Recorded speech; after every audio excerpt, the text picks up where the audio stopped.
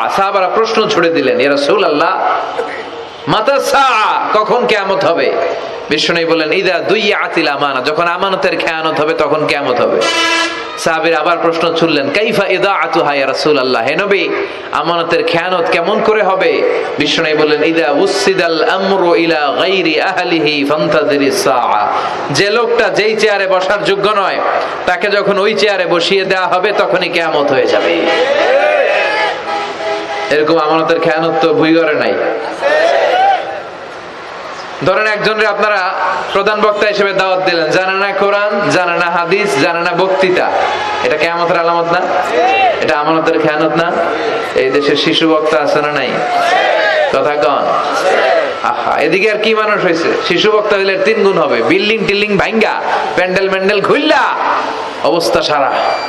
এত মানুষ, ও যে কি বলে ও নিজেও জানে না, কি যে জানে না ওইটাই জানে না। সবকিছুর একটা বয়স আছে, তোমাকে পড়াশোনা করতে হবে, তোমাকে ডিগ্রি অর্জন করতে হবে, তোমাকে জানতে হবে, তোমাকে বিশ্লেষণ করার, অ্যানালাইসিস করার ক্ষমতা রাখতে হবে। ছোট বাচ্চা যদি মুরব্বির মতো কথা বলে আমরা এটার বেয়াদব বলি। আপনারা বই করে কি বলেন? বেয়াদব।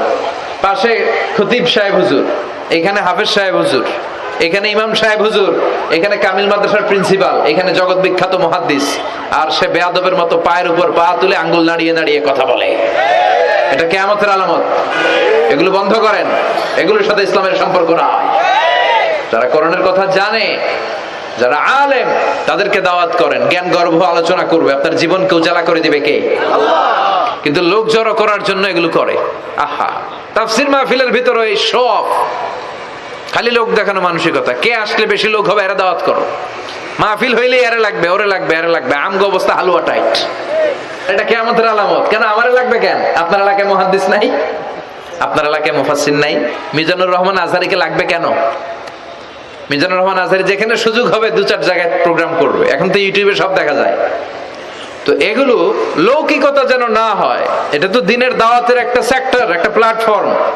এখানে ভুইগড়ের যিনি সবচেয়ে বড় খতিব সাহেব হুজুর, উনি আসলেই চলবে, বড় আলেম উনি আসলেই চলবে, পাবনা জেলার বড় আলেম পাবনায় কথা বলবে, আর অন্যান্য জেলার যদি সুযোগ হয়। কিন্তু এমন ভাবে এটারে আমরা একটা আক্রমণাত্মক জায়গায় নিয়েছি, একটা ডেটের জন্য মানুষ সিআইপি ভিআইপি দিয়ে ট্রাই করে, এটা ঠিক না।